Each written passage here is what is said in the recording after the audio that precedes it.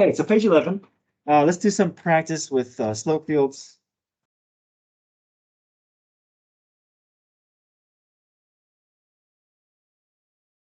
So 4 things that I like to look for when I'm looking at slope fields, because we really can't tell the exact slope of these values, right? We don't know that's a -6, or is that a -8, or is that -9? We don't know, but we can make some general observations. So the 4 observations that we can make are, where do we see a collection of positive slopes?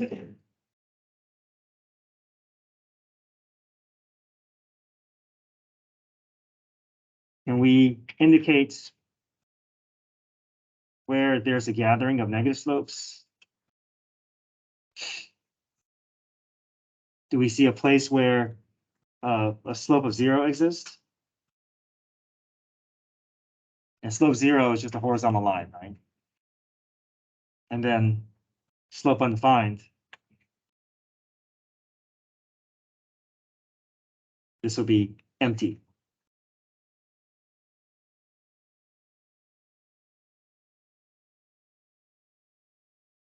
So if you see empty regions, that's where slope is undefined, right? We don't do vertical lines, even though I think some of these, it may look that way, but on the AP exam, they're not going to.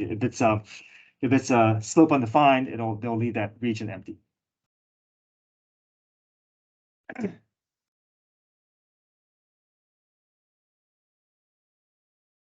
So let's start with the easy ones, like slope 0 and slope undefined. Those are easy ones. So where do you see slope 0, for instance?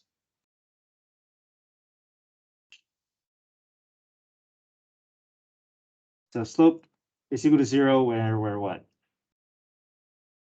Okay, when y is equal to 0. Sometimes you're not going to have something as nice as this, where they overlap the slope zeros on top of the x-axis. Sometimes they would just hide it. And if they hide it, you have to rely on something else. We really can't read that x-axis. But in this case, we can. Okay.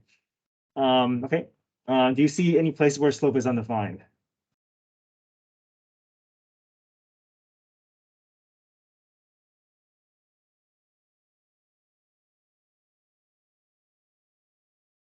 What do you guys think?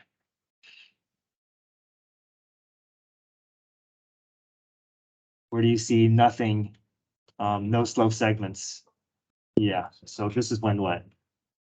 X equals 0.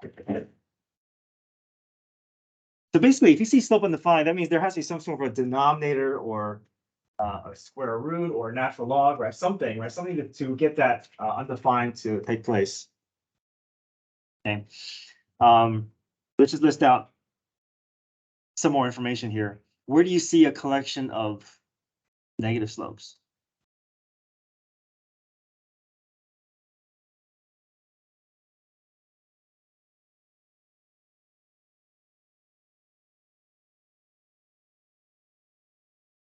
Okay, what do you notice about each of the quadrants? They're mostly what? Negative, right? So pretty much all negative.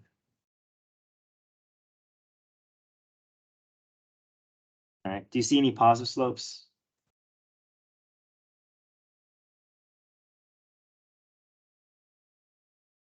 What do you guys think? No, right? So we have no positive slopes.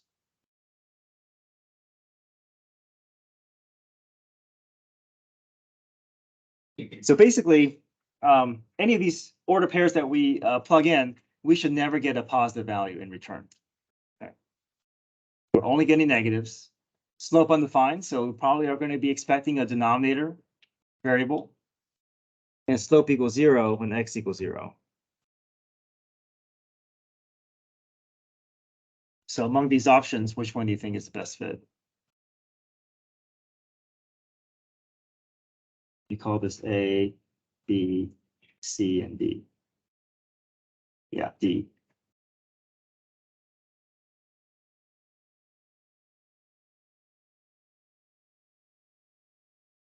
So let's talk about why this is the best fit.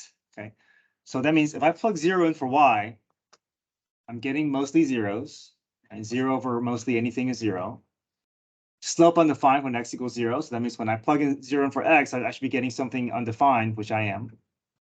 Mostly all negatives, because no matter what I plug in for x and y, I'm always getting a positive there, right? It's always going to be a positive over a positive, but then that negative is going to force anything that I put in to be negative. And there's no positive slopes, right? No matter what I plug in for x and y, it's always going to turn negative. So we're wanting to make these general observations because we don't want to go through and create the slope field for all 4 of these from scratch and then compare them, right? We want to try to find the most efficient way to get to our slope field, right? So if we were to go through and make a slope field for this, it'll look like this, right? Oh, and also here's something else that is nice to see here. What do you notice here? What do all those slopes look like? Yeah, they all look like slopes of -1, right? The reason why they're -1 is because if I plug in -2, -2, I'm always going to get a -1 because all those values are going to be lined up. So that's another nice property because if you see that, that's typically what happens when the x's and y's are the same and they're canceling each other out, and then you're just getting 1, or in this case, -1. And same thing here, right? These are all -1s as well, right? Even if I plug in 2, 2, I'm still getting a -1. So all of those values are -1s.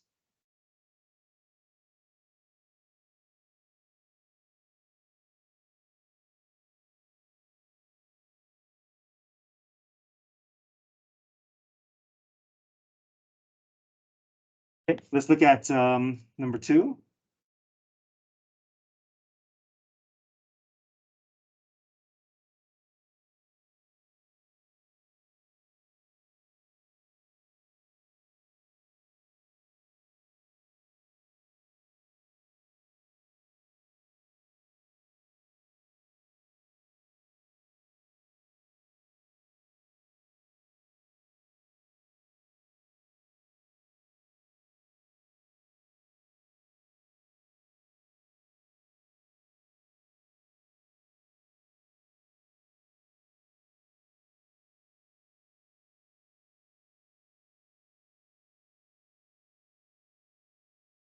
Okay, where do you see positive slopes?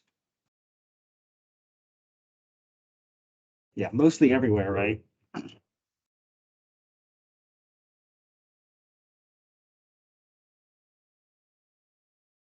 Okay, do you see any negative slopes? Okay, none. So that means whatever I plug in, it's always forcing me to get a positive number in return. Okay, do you see slope zeros?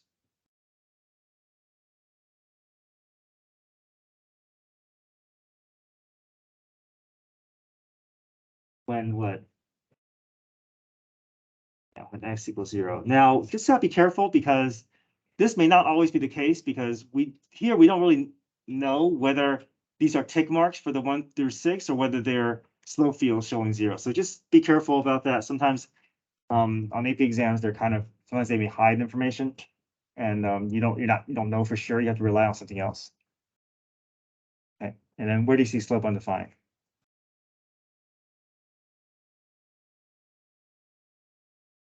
Yeah, maybe, right? Maybe when y equals 0, but we don't know if it's actually empty or whether those are tick marks or whether it's hiding behind the x-axis. So just be careful about the axis. Maybe, but sometimes they purposely hide something behind the axis to force you to look elsewhere. Okay. Now, what do you notice about the diagonals here? These are all showing, they look like what? They all look like slope ones, right? Yeah, so that typically means that the numerator and denominator are the same because they're canceling each other out so that you're getting like 2 over 2 or 3 over 3 or 4 over 4. So that's something nice to see here. Everything there is slope ones.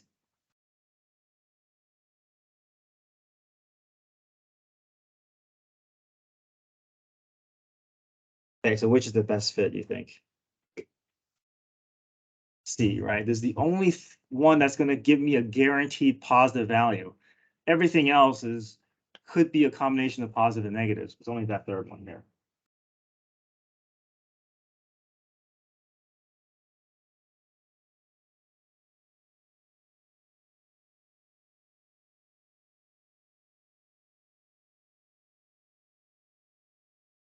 Okay, let's do 2 more, and then we'll go to look at some more differential equations. Okay, try 3 and 4 on your own, and I'll put up some notes up. But I want you guys to try first.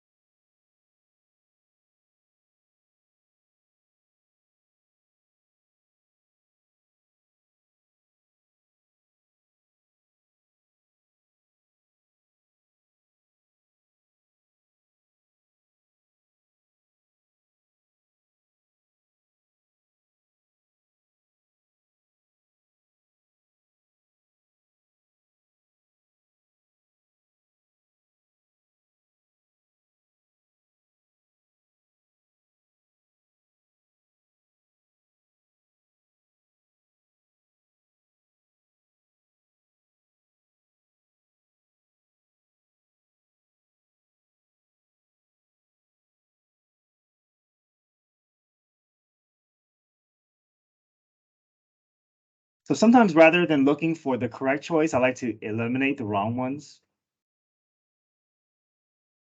Which one could we eliminate easily, you think? First one, right? So first one, it says that when y is equal to 2, I should be getting what if this is true? So when y is 2, I'm getting 0 in the denominator, which is really meaning that it should be undefined, but we don't see that's the case, right? We see that's it. That's definitely slope 0. It's definitely not slope undefined. So this one's definitely out. And the second one is always going to give us what? negative, right? So no matter what I plug in for X and Y, I'm always getting those always being squared, which is positive, and that's going to force that negative to always stay negative. But we see that's not the case here, right? We see a collection of positive and negative slopes.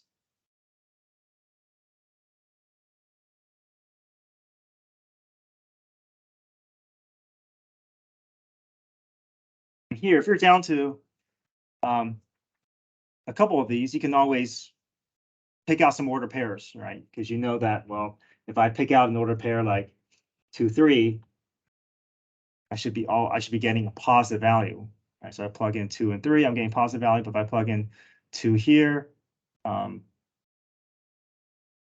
getting a negative value. So that's not the case, right? So even though we don't know what that slope is, you know it's positive, and if you just test out a couple of order pairs, you should be able to eliminate the wrong ones just by looking at some specific order pairs and testing it out because you're looking for a positive value.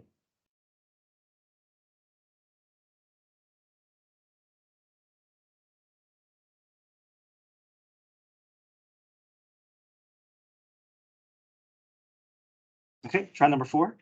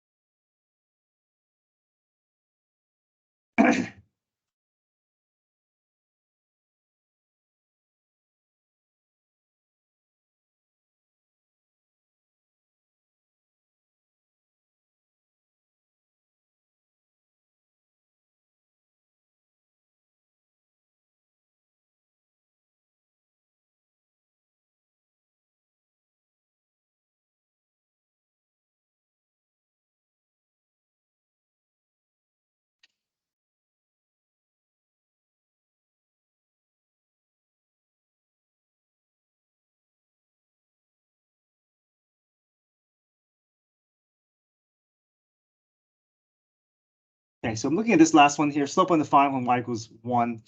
So I see if I plug in 1 in for y, I should be getting on the fine, which is the first, third, and fourth. I know I can eliminate the second one because it's saying that when y is equal to 1, it should be showing 0 slope. We don't see that. We see definitely slope undefined. We see empty spaces.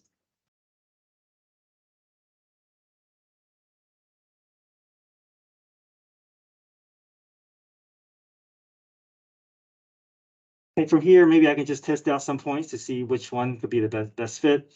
So let me choose 2, 3.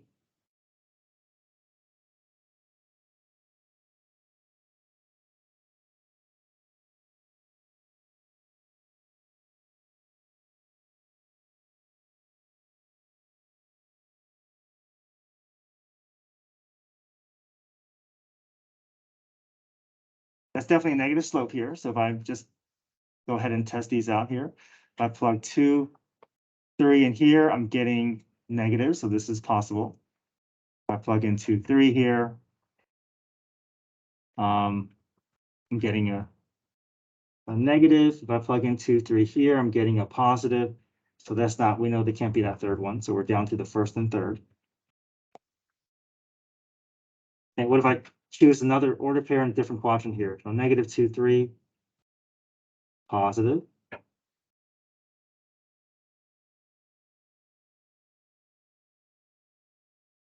If I plug in negative 2, 3 here, I'm getting a positive value.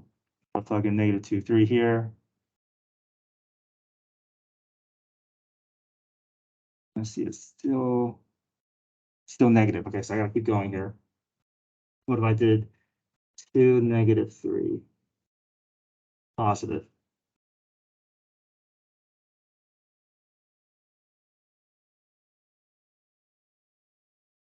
Okay, so plug 2 in here. I'm getting a negative. And that's not true, right? It should not be negative. How about this one here? So I plug in 2, negative 3 here. I'll get 2 over negative, negative. That's positive, so this one is true. So if we're down to 2 choices, but usually you're just testing order pairs in different quadrants and then trying to eliminate your options until you're down to 1.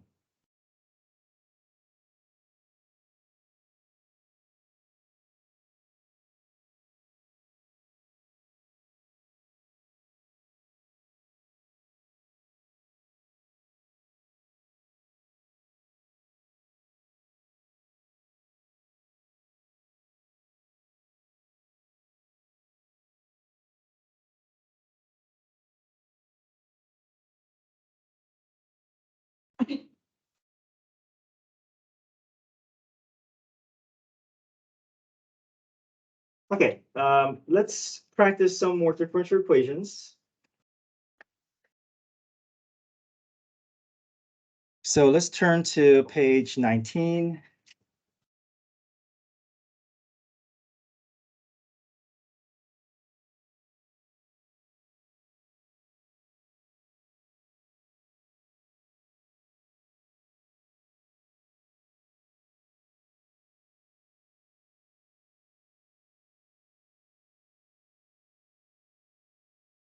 Okay, start with number 1.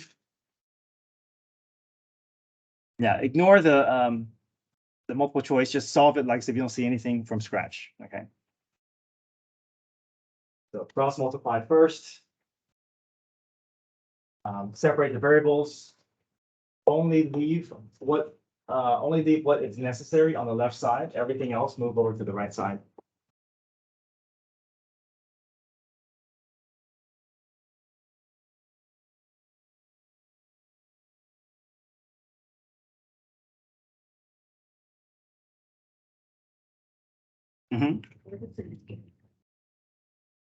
I just usually put it in the numerator, but you could put it numerator or denominator. Just make sure you don't put it both. You gotta just pick one.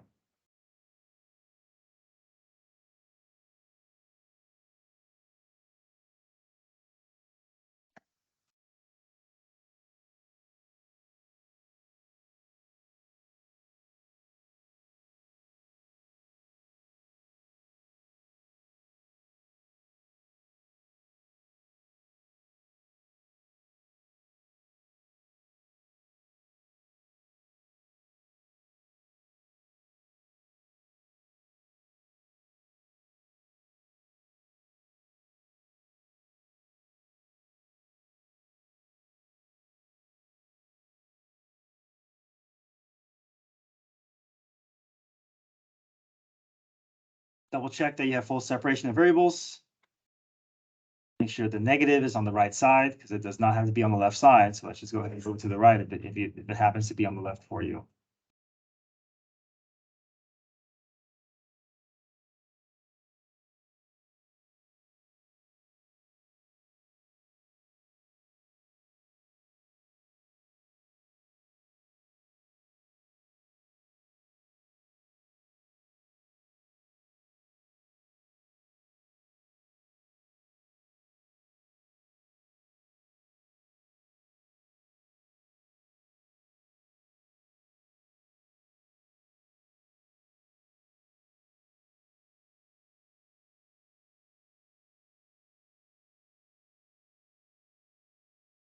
Now, once you have your plus C show up, everyone may take a different path. Okay. Some students may decide to solve for C first. Some students may decide to solve for Y first and then solve for C. And then I'm going to do a little bit of both. I'm going to clean up a little bit until I feel like it's the easiest version of the problem for me to solve for C. Then I'll solve for C, and then I'm going to solve for Y.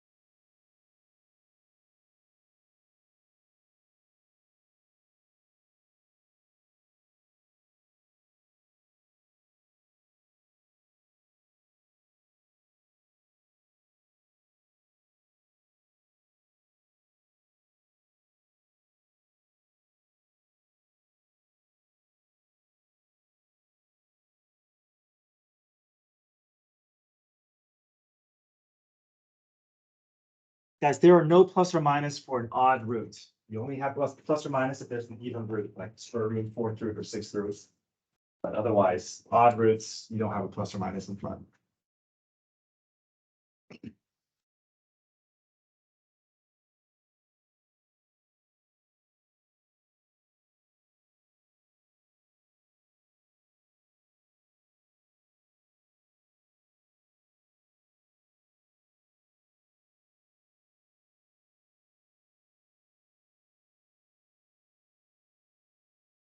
Okay, number 2.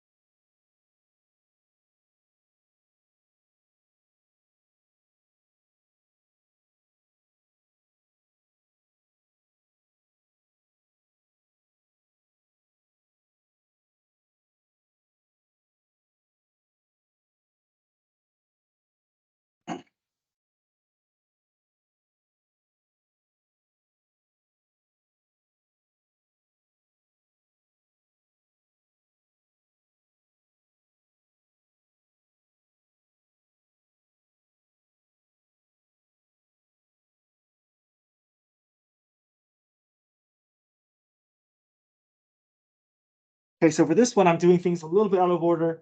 I'm actually waiting to solve replacing that y prime with dy dx because I want to get rid of that fraction before I introduce another fraction. So that's why I cross multiplied first, got that y prime by itself, and then put it in the dy dx. Otherwise, I'm left with dy dx over 3 minus x, which feels too complicated. So I decided to wait until I introduce that dy dx into my y prime.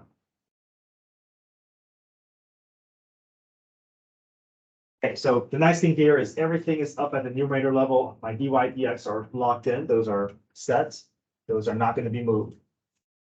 But we still don't have full separation. So what's the one piece that needs to be moved? Okay, does the 6 have to go along with the y? It doesn't. Okay, so now if it was like y plus 2 or y plus 3, then we're forced to have to bring that. But that 6 and y are just next to each other. They're not necessarily connected in a way that we can't separate them. So we'll just move the y and not the 6. It's not wrong if you move the 6. It just makes the left side more complicated. So let's just move that y.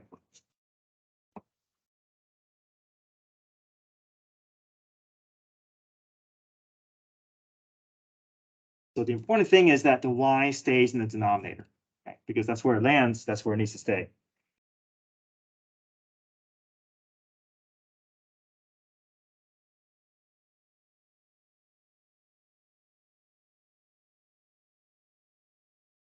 So now that you have full separation of variables, now you can drop the parentheses, right? But until then, I'm leaving that 3 minus x in its own set of parentheses as a way of separating it away from that 6y.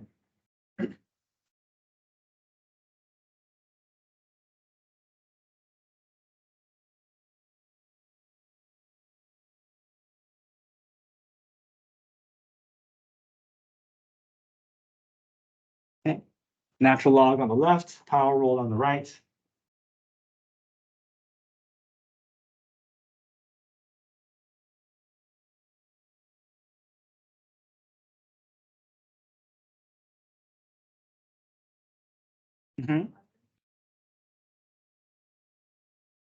So we always talked about how use substitution is always our second option.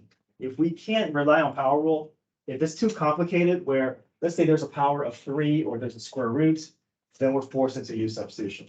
But we should always look for expansion power rule as our first option. Right? So I think that's something that we have to kind of get used to. Just because you see parentheses doesn't mean that we're always going to go to use substitution. If you feel like it's too difficult to expand or it's impossible to do so, then use substitution is your second option. Okay, so now we're here. Again, you can solve for C at this point. I'm going to wait until later because I feel like I can get this a little bit cleaned up before I solve for C. Raise both sides, base E.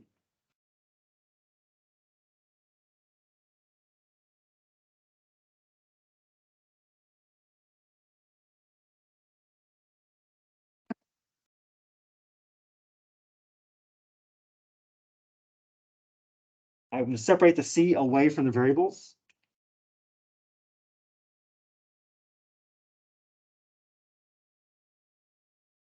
Notice my operation changed, right? A plus in that exponent drops down to multiplication at the base level.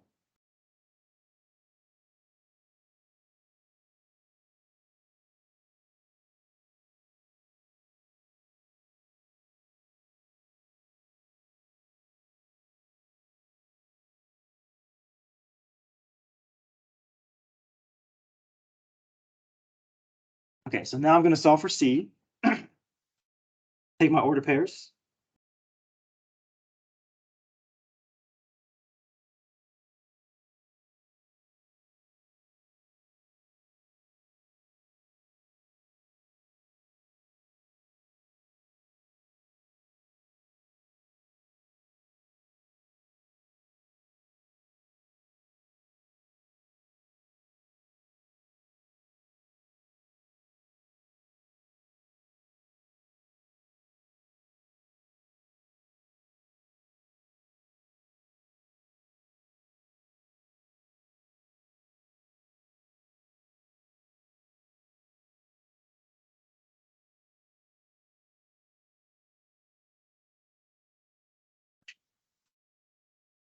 Okay, page 20, number 3.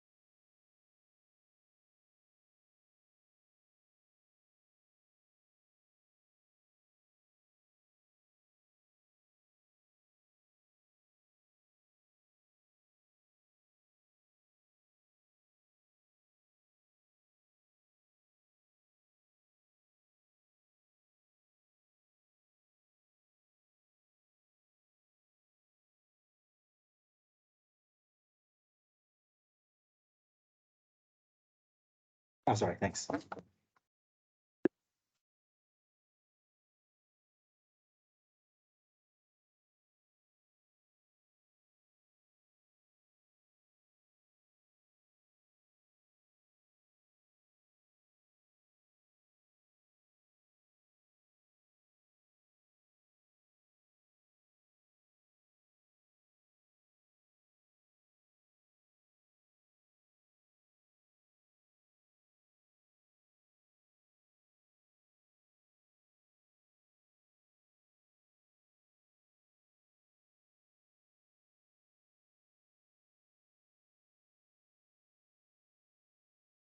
Notice the y's in the numerator. We don't do natural log, right? This one, just because of the way that where y landed, we're going to go through power rule.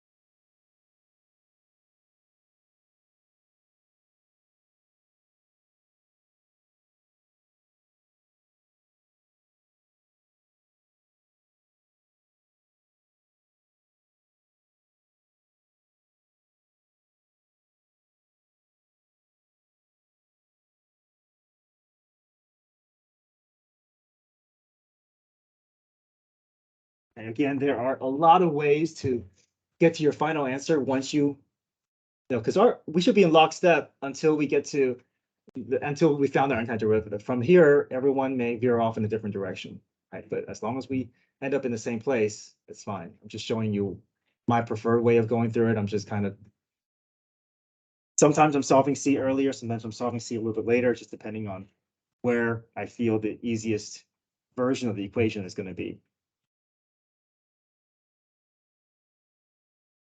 Don't feel like you have to do it the same way I'm doing it.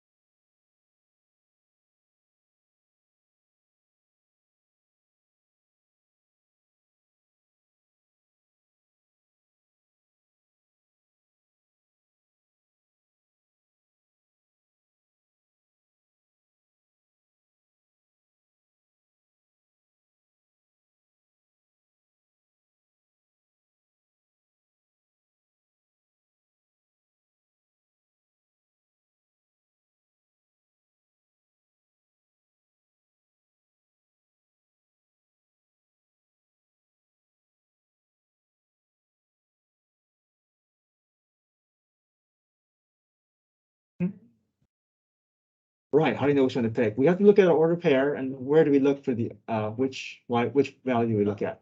The y value, look at the y value. Whatever the sign of the y value is, it's the sign of your square root.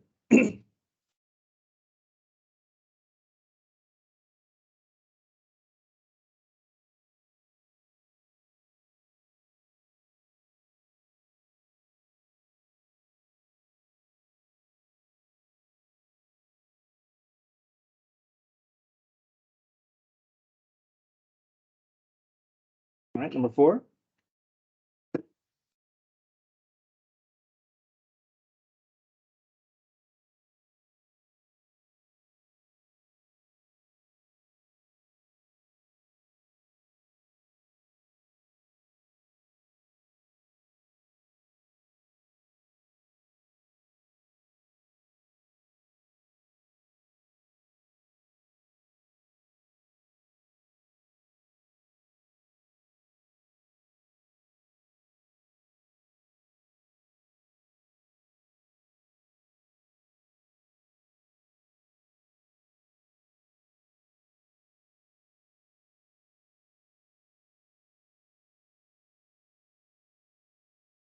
Okay, my dy dx's are good.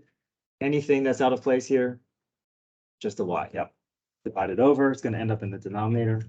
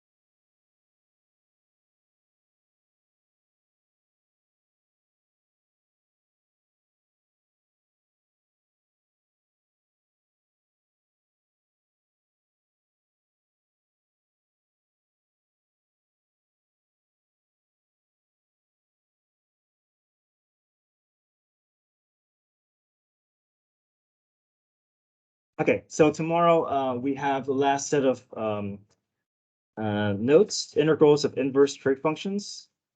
Those are our last set of integral rules. We'll do that tomorrow. Okay. No homework tonight. You guys can get your phones.